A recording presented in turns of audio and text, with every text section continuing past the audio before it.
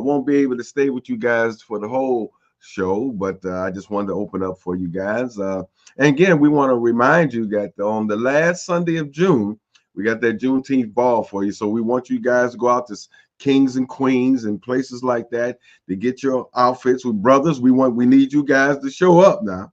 We need you guys to show up. So come on out. It's gonna be at the Mediterranean the last Sunday in June. You know, a little African cuisine, little entertainment. Dr. Terry King Bay is gonna be DJing for us. Little giveaways, little prize, little entertainment. You know, cash bars. So come on out and enjoy ourselves. You know, and engulf in their regalia, the African regalia, and let's take it back home for a little bit. Let's go back home and feed ourselves with a little of the African spirit and along with some of the African food. You know, let's feed the soul and our physical self as well. In the remote studio, we got our good brother Vince. What's going on? Well, we've got a lot going on. We are waiting for some of our guests to show up today. We have Julius Cartwright, who is the creator of something called the Man Cave. So Mhm. he's going to be joining us. And we also have on deck Jonathan Butler, the holistic practitioner, who has some great information for you about some health matters that I'm sure you're going to want to take in. So as soon as we can get these folks in to our studio, we will bring them on the air. Just a quick update. Last night we had a magnificent night at Larchmere Arts. Gloria Cummings Jones, I'm comparing her to Gretchen Vlad. And many of you probably don't know who Gretchen Vlad is. But in Detroit, they have a jazz festival every year. It's probably going on almost 50 years of jazz in Detroit. And she is a philanthropist. And through her generous donations, the festival continues. Gloria Cummings Jones is kind of that angel for Cleveland, and she has stepped up and she is bringing live jazz to Larchmere Arts. So we had a magnificent session last night. Our brother Stephen E. Boyd stepped up on stage last night and sang a song. I think he sang "Lean on Me" for last night. And Ed Ridley was on piano, Elijah Gilmore on drums, Brad McGee on bass, and it was like they had rehearsed 100 times. You know, it was Mm. magic. Other vocalists that appeared last night, Michelle Edwards, who hasn't sung in 5 years, stepped on stage. So we got to hear her sing last night. Of course, we got Victoria Roseman, who was a regular at these sessions. She stepped up. And Michael Mahoney, I don't know if you know Michael. He's a percussionist. He does jazz on the first Sunday of the month at Rudy's Pub. So he stepped up. He sang a couple of songs. It was really a beautiful occasion. Just also want to let everyone know that we're going to have percussion and the spoken word, percussion and poetry on Saturday, this coming Saturday at Larchmere Arts. It will start at 7 o'clock. So you'll be able to come in, bring your poetry. We're going to have an open mic so you can jump in and do what you do on the open mic. So that's what's coming up at Larchmere Arts. And one huge thing, it's out the bag now. The Larchmere Cultural Arts Festival will take place July 11th through the 13th. And we have a fantastic lineup of events for this 3-day festival. We're going to open up with an exhibition at Unbar. It's going to be some of Cleveland's greatest Black visual artists. There are going to be paintings on the wall. We're going to have a little reception. Of course, Unbar it's a bar, so to speak. They have alcoholic wine, they have non-alcoholic wine. So we're going to have beverages on hand for you to take in. And we're also going to have a performance by Dr. Mary Weems at Larchmere Arts. I'll also be joining her to bring some spoken word to you. The next day is packed. We're going to have a writing workshop with Nicole D. Miller. We're going to have a poetry slam that's going to be curated by Literary Cleveland. We are also going to have an African drumming class, and that is going to be at Kings and Queens of Culture. So Sister Queen, Lynn, she's going to bring it. So Okay. you want to get some drumming on, you can come at noon, attend the class, and learn how to play some African drums. So all of that is in the second day. On the third day, we're going to have an ekphrastic event. That means that there's going to be a piece of art on stage, and people who are in the room will be able to look at this art, let it inspire them to write, and then share what they have to write with the audience. In addition to that, we're going to have a gallery crawl, so you can go from Unbar to a Dune Spice Company to Larchmere Arts, and then we are going to give away a piece of art to one lucky person. We might have a couple more pieces of art to do that with. We are also going to have, as the cornerstone and the cap to this great occasion, we're going to have Few People Vocal Ensemble do a performance at Larchmere Arts. And in addition to that, we're going to have a digital photography exhibition with some of Cleveland's best photographers. And we're going to bring in Jeff Lawson, who you may or may not know was a photographer for Ebony and Jet magazines. And he also worked on the Donahue Show. Talk to Michael Lilly, and he is going to be involved in the panel discussion as well. So a lot of good things, and you're going to hear more about this. I'm working on some information to send to the land so they can publish this information, and you'll have access to it online. So a lot of good stuff going on. As we have this conversation, I'm getting text messages from our guests, so I'm going to connect with them and see what we can do to get them on board.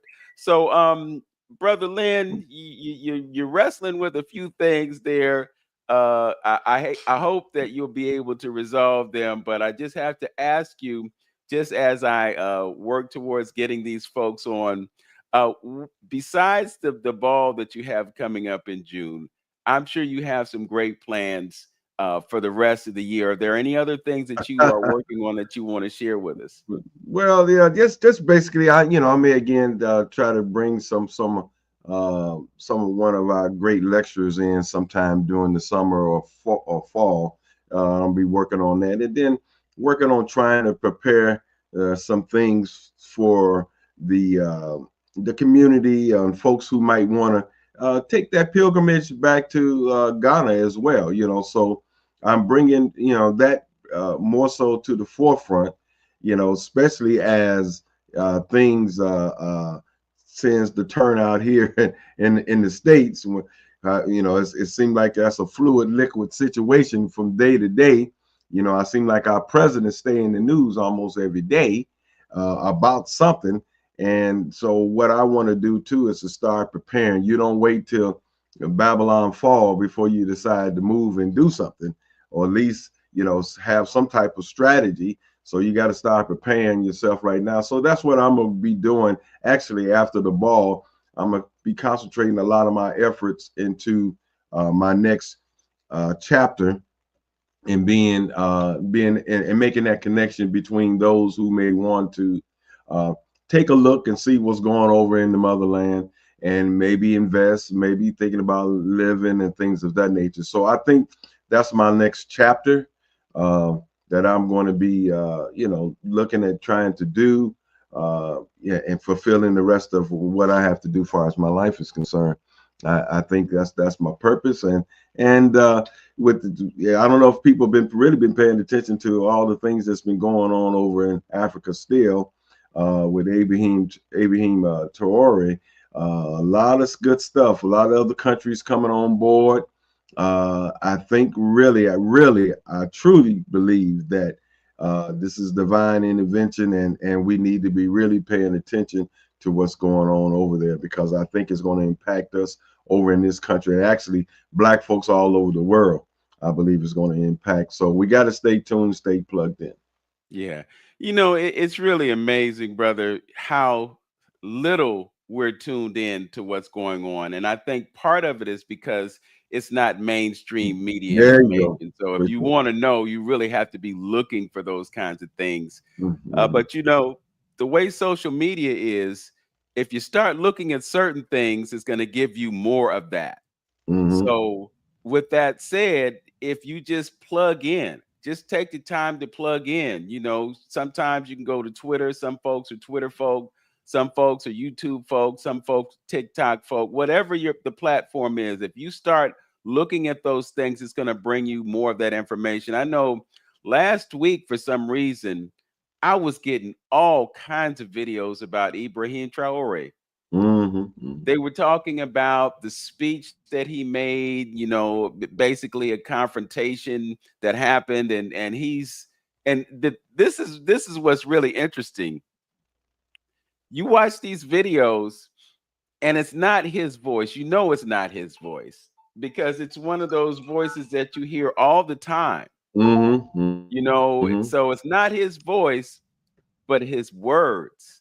They're his words, and his words are extremely powerful in terms of the way he approaches confronting those who have wronged his country for so long. There's no doubt that the youth of Africa are looking at him and Mm-hmm. looking at his energy and looking at what he's accomplishing. And I'm sure that in some way it's got to inspire them to stand up, you Yeah, know.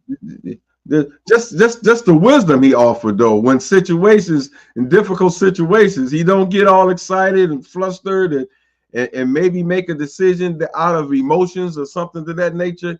He handled it, handled it in an adult way because in a mature way because I mean, somebody 36, 37 years old, the way he's handling things and the pressure of all, the mega big guys, you know what I mean, from America, from France, putting pressure on them.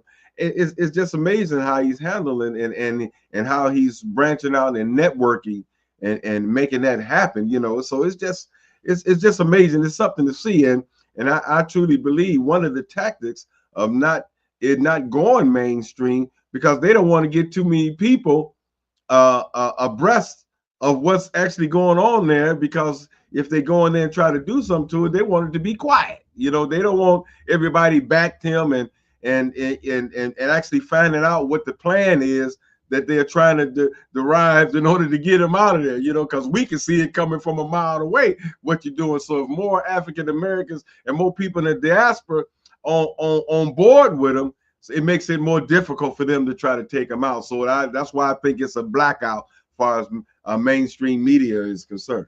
Yeah.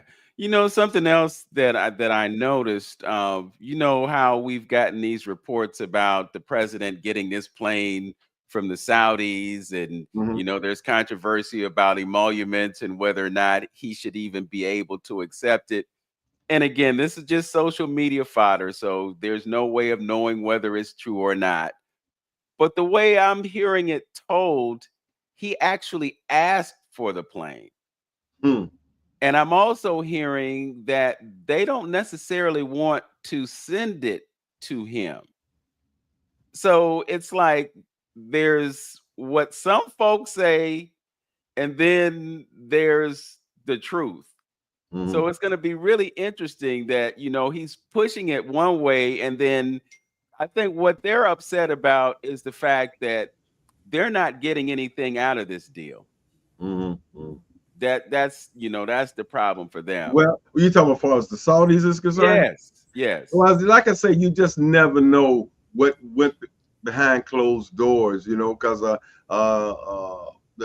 president of South Africa said something about he don't have any gifts for him. So we don't know if Trump were out there with his hands out trying to negotiate deals, and getting some things in return, because we know what else, with that Saudi visit, what else happened with that Saudi visit that, they discussed the golf course and some other things for his kids. So, it's all about dollars and cents for the mister, and we never seen a president behave like this ever, when it comes to finance. And one of the things I want to say, people say that, you know, uh, he's a businessman, and they maybe respect him or give him some benefit of the doubt because he's supposed to be a businessman, even though he filed bankruptcies several times, 6, 7 times.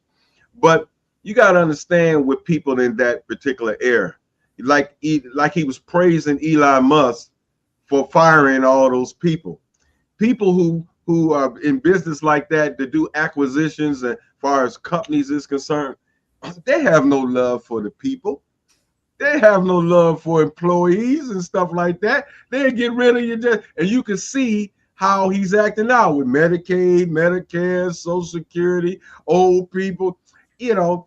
But see, what I'm saying too, don't get caught up in with the little bone he's gonna throw you, because he's gonna throw you a bone because all this pushback. He's gonna give you a check or do this or something free P Diddy or something of that nature to make black folks think. See, he ain't that bad. He's all right. But on the other hand, it's all a distraction, bro. All a distraction, man. We've got Mr. Cartwright with us, Julius L. Cartwright. So glad he could join us. And there's so much that we have to talk about in so little time, and our time may be limited due to some technical issues on his end. So we want to bring him in as soon as possible. He is a real estate mogul, but in addition to that, he is an activist who is taking the needs of brothers very seriously. He's created something called the Man Cave Experience. He brought it to Cleveland last week, assisted by Brother John Butler. They had a great session over at Cafe Indigo on Thursday night. And they also had another great session, I believe, on Wednesday. And he's going to be doing more events here in Cleveland. So I wanted to bring him on so we could share this great information with us. Julius, welcome to 360 Info Network. All right. Thank you. And great to see you guys and be a part of this morning. I really appreciate it. All right. I wanted to just kind of share the Man Cave Experience was birthed out of a piece we called it was a men's track inside of a woman's conference. And we started it in Houston, Texas as a day and a half piece where people could come together, kind of shut down and get revitalized. And that was the intent and the purpose of it. And after doing the first one in 2018, we decided that we need to have, it's okay for men and women to participate in a conference collectively, but we need to incorporate a separate name, so to speak, as opposed to a track. We really need to have a name. And we came up with Man Cave because men don't often open up. They're very hard to get them to start talking about stuff. You sit two women down and in a matter of 20, 30 minutes, these ladies are having a conversation. They just share their life stories. They may be crying, passing tissue. Men just say everything is good. And so it's very difficult to get men to open up to a situation and what's going on in their lives. So our initial piece was really just focusing inside and around an annual kind of conference event, or we call it an experience as opposed to a conference. And we were focusing on several areas, one being health, because men's health is always a challenge because we don't have our doctor visits and we're not as attentive as women when it comes to dealing with medical issues. Two is money. Most brothers are very interested in their money, investing their money, learning about things like crypto, stocks, real estate, which is real estate investing and that whole piece. And then we had other key principles of fatherhood, manhood, things of that, and a thing we call dymantics. And a lot of people would say, well, that's misspelled. No, we made it, instead of dynamics, we kept the M in there for mantics, M-A-N. And we kind of use that metaphor. And so what we would do is bring people from various areas and come in and speak and do these workshops. And they were always effective. And ironically, we would be a day and a half. We get together on Friday evening, have a mixer, and then we start at 8 o'clock in the morning with the ladies for like a little opening session to have breakfast. Then the men go in the cave. We come back for lunch. And we're supposed to conclude with an ice cream social. But I think the last three that we held, we never made it, because when the men open up, I don't really stop them from talking, because oftentimes when they start talking, they're sharing exactly what's going on with them. And so we run over and the ladies are done and we may be going to 5:30, 6 o'clock or whatever. So it's been great. Now, what we've done in Cleveland for the first time are these sort of meetup groups where we can come down to a local level. And I wanted to start it in my city, Cleveland, and just start to tap into people locally. And we're going to try to do something either bi-monthly or quarterly. So we have these different topics and speakers and bring brothers in to kind of share different things that's going on with them. So that's the intent. This one was kind of, we kind of did this also with the women, since health is such an important issue, and you have a very creative, dynamic person like Jonathan that could talk in detail about some of the challenges. So it's a long, high level overview, but that's the gist of it. So there had to be a moment where you decided to yourself that we have to do something for Black men. I had a conversation with you the other day, and we talked about the fact that the sisters really have their stuff together. They Yes. promote each other, they lift each other up, you know, they acknowledge the great things that they're doing, but you don't see that a lot with brothers. And, you know, we talk about this on the show all the time, like, you know, we have this competition to see who has it worse. You know, Cleveland has a reputation of being the worst city in the world, or the worst city in the United States for Black women, you know, but if they're suffering, we got to be suffering too. So you can't just isolate them and say that it's bad for them and it's not bad for us, because we got our issues, but we also have solutions. And I think the beauty of what you are doing is that you're coming to the table and providing solutions for brothers as well. So what was it that made you decide that you needed to step up and do this for Black men? Well, when you look at the dynamics of it, excuse me one second, let me push this up. So yes. When you look at the dynamics of what's going on today, just Blacks as a whole, we're leading in all the statistics. I mean, we got the lowest credit scores. We have the least amount of money saved. We got the lowest net worth. We have the least amount of insurance coverage on them, and Black men especially are trailing in a lot of these areas. So the whole thing is just to heighten awareness and bring it to the forefront, and really to provide enlightenment for those individuals to start to look at themselves differently, and to know that there's a circle and a network where they could come and get some significant help and improvement that they actually need. Okay. And you have different dimensions involved. I know we talked about cryptocurrency and financial literacy. We talked about health. Can you talk about some of the experts that you brought in to assist in bringing this great information to our brothers? Well, one of the key guys, and you mentioned about reaching our people, the very first one I brought a native Clevelander. He used to live here, Dr. Ben Chavis, who's the president of NNPA, the National Black Newspaper Association.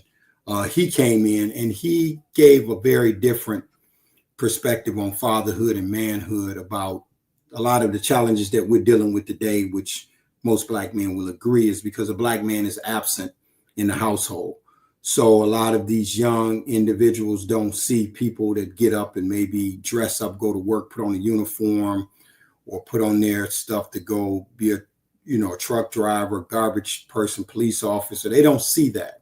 And so they don't have those images in their lives. They have the female energy.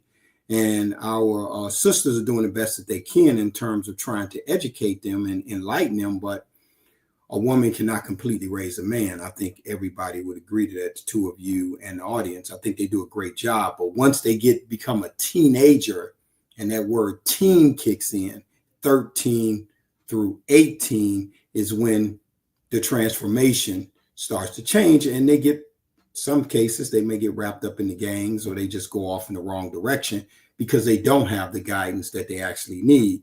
And so he's one of the key people that came in and spoke. And another brother out of Atlanta that come in to speak with everybody about crypto. And he spoke, about Bitcoin and all the things that was going to take place. This brother's been living off Bitcoin since, I think, 2008.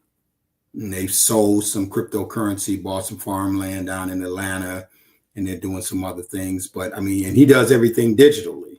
And he's trying to enlighten everybody that this is the direction it was going in. And you can imagine this is before COVID and all that stuff. So most people are like, scratching their head. I don't know about the cryptocurrency. I don't know about the digital thing. But I think most people now, fast forward ahead, 2025, see that as a real reality check.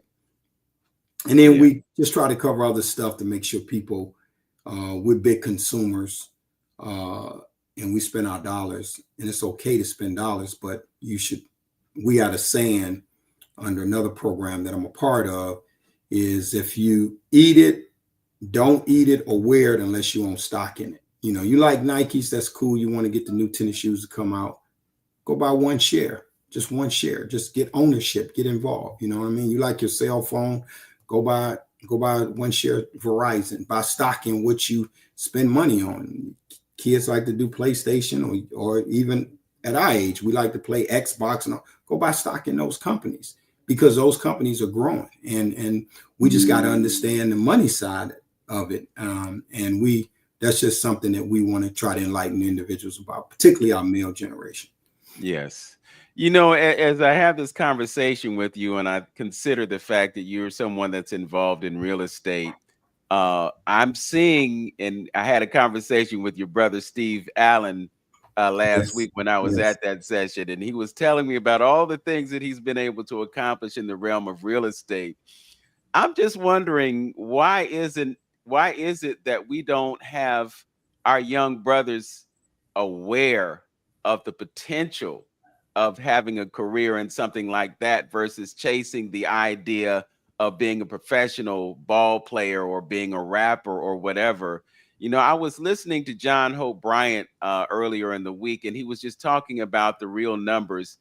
And to just summarize what he said, there are so few opportunities in professional sports for the thousands and thousands of young people who are in college right now. I mean, it comes down to like less than 100 of them are going to have a successful career in pro sports. And then some of those who are privileged to get into those situations, after 5 or 6 years, their careers are over.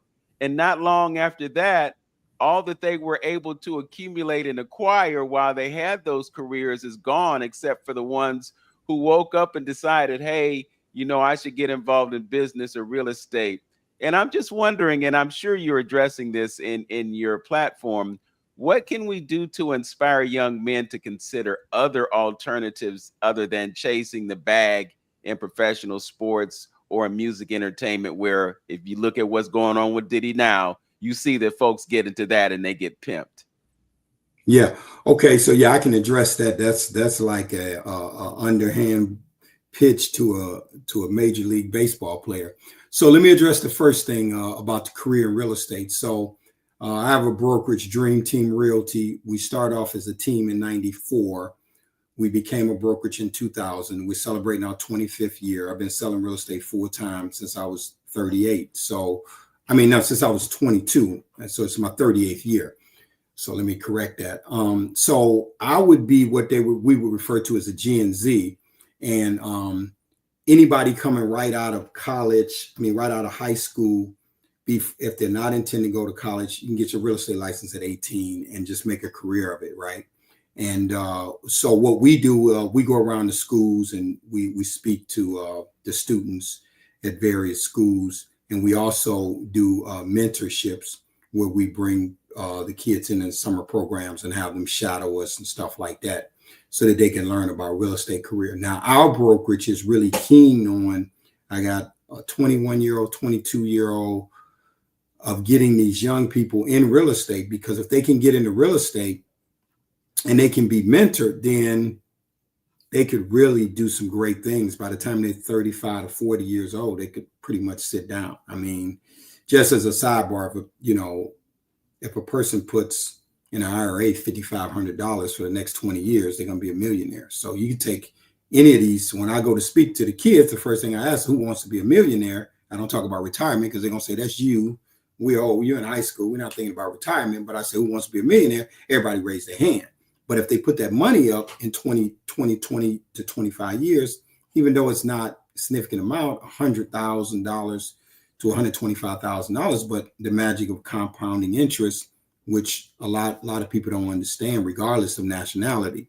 So we go in and do that. So that's one. The other thing is, I have a nonprofit. I had a son that played football. Both of my sons played football, but my youngest son used to coach with Coach Roski, and he was tragically murdered in 2021. And he was the head coach of the Euclid football team. He played at Cleveland Heights when they went to the playoff and lost to St. Ed. They had a perfect football season. Anyway, after he transitioned, we started a nonprofit called STAFF, Students Then Athletes Foundation Fund. Students Then Athletes Foundation Fund. And our theme is academics first, athletics second. The reason why is I am a Shedeur Sanders coming out of high school, and I'm talented. And I should be looking at a plan AB, I call it, because that's why they call it the NFL, for an example, not for long, because you don't end up lasting that long. Plus, we know today that 80% of the players in the NFL either retire divorced, bankrupt, or broke. And you see that they go through that money very, very rapidly. So we're saying academics first, athletics second. What is it that you want to be? If you could wave a magic wand and you wasn't playing football, basketball, whatever, what would you want to be? And that's the college that they should have on the list. I'm not saying you shouldn't go to an Ohio State or in Alabama. There are great schools where you can play, but A, it's going to be more competitive. I may not get on the field, but B, I might look at a school like Temple. I can still get in the NFL if I'm that good, but Temple has a sports management, urban studies, real estate degree, hospitality management. If somebody's looking at going to open up a hotel, or if you go to University of Houston or something like that. So this is what we try to get them to look at, academics first, not athletics, because otherwise, here's what happens. And there's a multiplicity of stories. You guys probably know people that you went to school with. They just pass those guys and they get a degree in general studies, or they major in basket weaving, which is nothing, just Cartwright, you just stay eligible. And they tell us not to take all those extra classes, but Bernie Kosar can be a double major. Brady out of University of Miami and Brady Quinn can be a double major out of University of Notre Dame, because they can handle the academics. But now when their careers come to an end, they have the academic prowess and all the skill set to be able to do something else. We don't have that because we were so caught up in the sports. And really, when you play in some of these sports, you really can't do a whole lot of extra working and other stuff because it's a full-time job, even in the off season, training and preparation. But if individuals are working on the basics, right, what we learn, reading, writing, and arithmetic. So therefore, when you get up into college, if I can't read, I'm illiterate, I'm not going to go to a school and all of a sudden you put me at a study table and I'm going to be able to write an essay because I never knew how to read or write. I never got that level of education on a high school level because it wasn't important, or nobody was drilling that down. So that's what we try to work with tutors and people that will work to also develop them. And then the other piece that you mentioned, the fact that we don't really look at investing in real estate. You got a lot of athletes, they're controlled by their agent. I have real estate agents around the country that trying to, show a guy a house. He likes the house. Said, okay, I got to discuss with my agent. The agent just shut it down because it's a network. Basically, I'm going to send you, you're going to use my guy to go to get the car through, using my person for the jury, using my real estate person. So they got all these guys, they got a whole package in a box for a player, and nobody's really teaching them about credit. And when I get a big contract, I get a $40 million contract. I buy my parents a house. I buy me a house. I buy, maybe my brother and sister a house. Here's the problem. I end up paying cash for it because I had the money. I don't use credit. So I don't even understand the ability to do credit. And then I'm getting hit with 50% taxes. And I don't understand how to set up a nonprofit and organizations to shelter my money or any of that stuff to offset that. Every now and then you get a LeBron James, you get some of these other people that are brilliant at what they do in the sports industry, Shaq and all these other Magic Johnson that go on to be very successful businessmen because they understand that. You know, Shaq always say, I never cashed a check when I was in the NBA because I lived off my endorsements. So that's the reason why he's built these empires with all these different companies that he's invested in. But the average kid is not that savvy or doesn't have the right team around them. They got the team around them sort of like the team Mike Tyson had around him. You know, the $20,000 a year friend, that guy he's paying $20,000 a week, $240,000 a year just to be around him. And, you know, he had $11 million mansion in Vegas, $7 million mansion in Hamptons, you know, $30 million in 3 houses. It just doesn't pencil.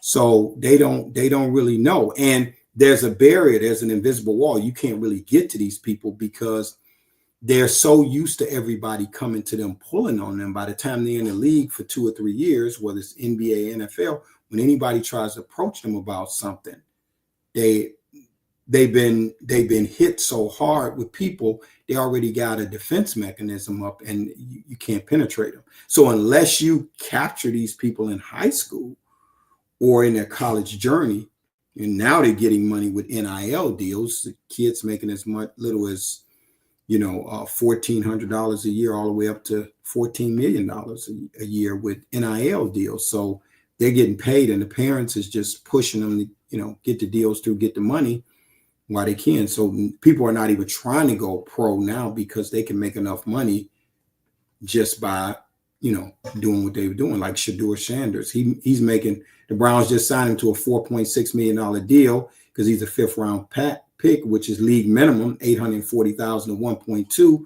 So they signed him to a 4-year deal, but he was making more than $4 million a year in college, but he was just ready to go pro, and he don't need the money. So he's the exception to the rule. But yeah, it's tough because it all happens so fast. And, you know, if the 3 of us came across that money at 21 and 22 without any background or any expertise in our lives, we would probably make the same mistake. So I don't really fault them.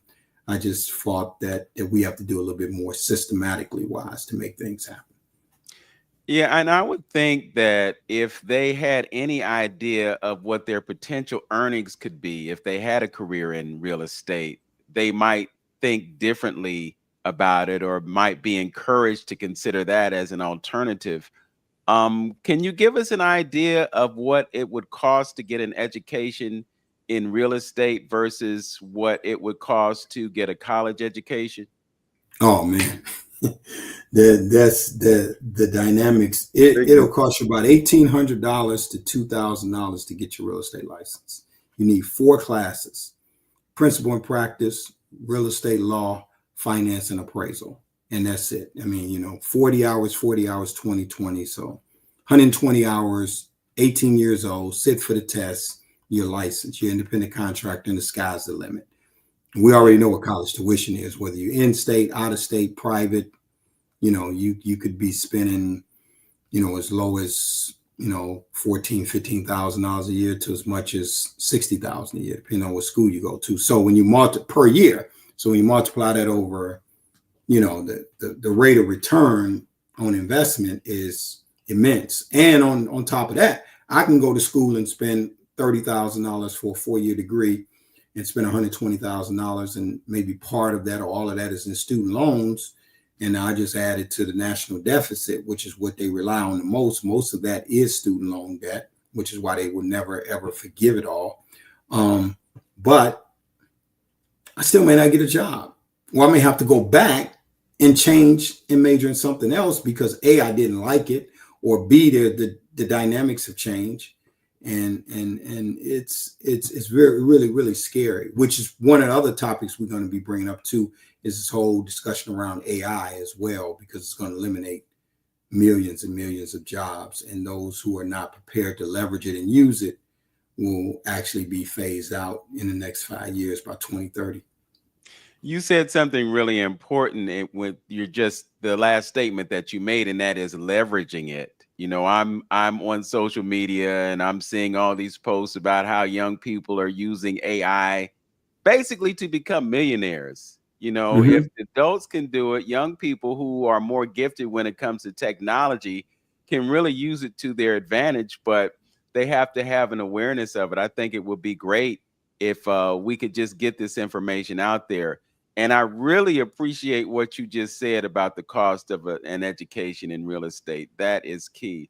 Brother Antonio, was there something that you wanted to ask Brother Julius? Because I see you chomping at the bits. A little bit, because I have, I got a personal issue that I got to go take care of, so I won't be able to complete the broadcast. But, I want to just put my 2 cents in it real quick. What's up, my brother? This is a long time. Hey. Seen you in a minute. How you feeling? Yeah, it's been a minute. Yeah. But, with everything, I always take it, Africanize anything that comes our way. If we talk about finance and we talk about health, we talk about it. My thing is, where I'm at, this place where I'm at, and y'all forgive me, but I always got to see how we can Africanize this thing and take and solve some of our problems that we are having as a race and a community of people. That's why, I listen to what you say, and I say, okay, what can we do? What can we do to Africanize that, to make that happen for us? And one of the things I would say this: one, let's deal with wealth. We making those, you talk about these contracts and things like that, it might make you rich, but we got to think about creating that wealth. And I think that's what you're talking about, Brother Julius. So I want one thing, here's a goal that I want to give the community. Let's see if we can at least give our children one piece of real estate that is free and clear, like a house or something. See if we can leave them that. And can you imagine now, like what these folks did in Beechwood and stuff, in those houses, they bought them for $70,000. Now they worth $300,000 or $400,000, and they free and clear. And when you spoke of leverage, think about the leverage they got. Think about what you can use that for, as far as a business, going to school, becoming a doctor, lawyer, and things of that nature. So let's see if we can at least give our kids something to build on. Can you imagine them going to college and coming out and working in their profession and don't have to pay rent? Do you know what you could do at that particular point to leverage yourself and catapult yourself into something else? So that's the thing, number one.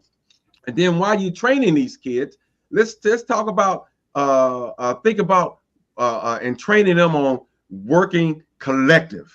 You see, sometimes we have groups and stuff, and we sometimes we get them into being good capitalists, but in an Afrocentric type of way, and we start working in individualism. That's not working for us as a people.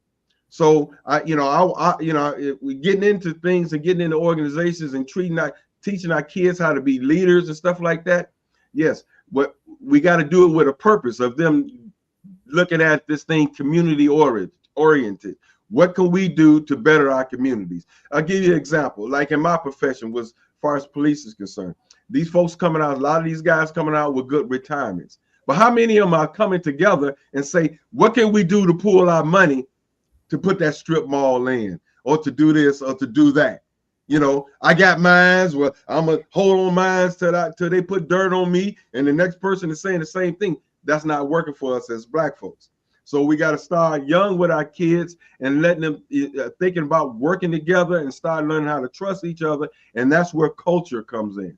That's where culture and understanding that, we in this thing together for a purpose, that everybody else got a glue that they're together with, which is their culture, that they pooling money. 5 families of Indian people is buying a Mr. Hero, and they all working in Mr. Hero, and then one spin off, and they got their own until every one of them got a Mr. Hero. We got to teach our kids and in our community to work like that, So that's what that would be my 2 cents on it. Leave your kids something. Think about building wealth and work on the mindset of working as a collective, doing things for a purpose. We don't need to train people to be better capitalists now in this system, because y'all forgive me, I'm just anti-system at this particular point. I don't go along with none of the stuff that is going on, because it's not in the best interest of Black folks, and I'm not one to try to go in and try to keep his wheel rolling for him, for his best interest, So we just training kids just to be better capitalists to fit into his system, it's not going to help our position at all. We're not going to close the achievement gap at all. So we got to do things for a purpose and with a purpose, and not leave our talented ones out there for the sharks to devolve, and 5 or 6 other untouchables families, if y'all know what I'm talking about, those untouchables that we can't say nothing about, who's running all these entertainment industries, his publicist, his accountant, and all them is feeding off our talented ones, and we wind up losing them. So that's my little 2 cents for today, and I appreciate your brother. Keep it strong. Say hello to my big brother John. I guess he's still in town. Yes, he is. Yeah, okay. He had appointments this morning. Okay. So, you know how long he's going to be there? I think he's going to be here till like somewhere around the 10th or something of June, something like that. Okay. I'll run in here, but thank you, brothers. I appreciate you for allowing me to offer my little 2 cents to this, and we'll be talking. Okay, absolutely. All right. We're going to try to have another session. We're trying to finalize it so we can talk more about the session we had. First was a group session with men and women, and then we had the men separately, and then we had the women separately. So this time we're getting together so we can talk more about the products that we can utilize and take advantage of, and those kind of opportunities. So that's the next session. We're probably going to have this set up for Wednesday. We're just drilling down the location and a few more details. So it'll be more information to come. Maybe you can share it with your audience as well. Okay. Peace. All right. He's got to go. Okay. Peace, brother. But his remarks were spot on. We talked about the wealth. I mean, the net worth is impacted by no ownership of real estate and no insurance, life insurance. So those are the 2 key aspects of it. And it's right. That's what we try to encourage everybody to get in the game now and try to buy a house, because these prices are going up, and they're not going to continue to. We're never going to hit the lows that we had before when the market crashed. People say, I'm waiting on the market to come down. I'm waiting on interest rates to come down. Well, interest rates not going to come down to 3.5% to 4%, and price points are not going to come down. Everything up. The average price in the United States is probably around 300,000, so to 350. And Cleveland is one of the lowest places, and we're still having a problem getting people to own homes. So we want to just encourage people to start thinking that, put the thinking cap on and start thinking like that. And I want to address something that Brother Hamtonio mentioned, and that was the idea of leaving a house to your children.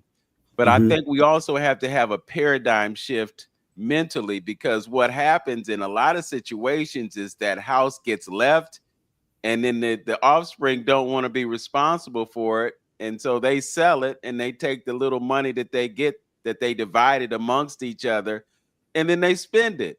And that's totally against the whole idea of investing in a property like that in the first place. So, just thinking about those athletes who have access to all that money, and then they go out and they start, as you mentioned, buying a house for their mama, their brother, their sister, so forth and so on.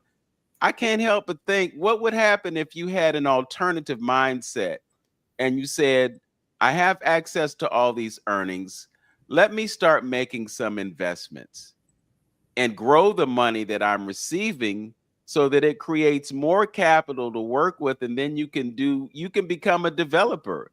The development game is a serious game. I'm sure I don't have to tell you about that. Absolutely. But I'm telling you, I'm witness to city council meetings, committee meetings, where the developers come in and they share their plans. They slide that piece of paper across the table. The council person is thinking of the impact that development is going to have on their image. So they're going to welcome that, because from their perspective, it shows that they are doing things. But really what's happening is the developer is setting themselves up for success. Whatever gets built, gets built. They get paid for what gets built. And then after that, they can walk away from it and count their money. Whether that institution continues to exist or doesn't, they got paid. How many times have you seen that the school system will pass a levy, then they'll come in and they'll build these new schools, and now we're sitting on a situation where the shrinking population is justifying the closure of schools. Yep. You know, so it's like, really, it's like money down the drain, because that money could have been spent on the students instead of being given to the developers. So, and I'm not saying that development is a bad thing. I'm saying that there should be more of us developing. And then we can develop. Yeah, absolutely. Go ahead. Absolutely. No. I mean, you know, your point's well taken and it's very spot on. We are in a climate where more Blacks are looking to get into development and get in that space because they know the community. They work right in the inner cities. The challenge for them is, of course, the fact that they are running into problems with capital stacks and understanding how to structure deals. So that's one of the key elements. But no, the development game is something that definitely needs to happen. And to your point, that about the heirs properties, that is the majority of your vacant and distressed properties in Cuyahoga County. Most of them, the heirs have walked away from them, and they let the properties become more dilapidated. And at that point, they don't either have the ability or the desire to put it back together. And then they end up selling it to an investor. An investor goes in there, fixes the property up, and resells it for, you know, substantial amount of money. But they don't have the wherewithal because they allowed it to sit for 6 months or a year or 6 years or 10 years. The properties are sitting vacant. Or in some cases, they end up getting torn down. City comes by and condemns them, and then they put them on a demo list and they just tear down the property. So Yes. it's just insane. And then there are those of us who have properties, and we have people blowing up our phone every day offering to purchase our properties, and the market value doesn't necessarily reflect the amount of money that we've paid in mortgages. So you spent $400,000 on a mortgage, and then somebody comes to you and says, "I'll offer you $70,000 for your house." Yeah, and that's the other piece. You got the wholesalers and the telemarketers just slamming people daily. I mean, you can't get through the course of a day without getting bombarded with calls of offering you money for your house. It's just out of control completely. Yes. Well, Completely. there's a property that is known as Leo's Casino Arts and Cultural Collaboratory. It's over there in the Huff neighborhood that has been redefined as Midtown. And one of the dilemmas with this property is that the owner has had it for several years, and he just happens to be somebody who is in real estate. And so he's getting offers for this property, and he knows the value of the property just based on his investment in it. So it's an ongoing situation, and hopefully something can be done to resolve that. But it's just really sad what's going on.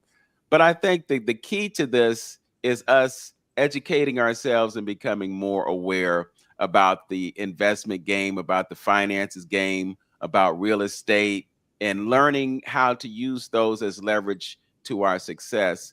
Brother Julius, I want to congratulate you on the movement. I know it's not just the Cleveland movement. You're doing this in other cities in the United States.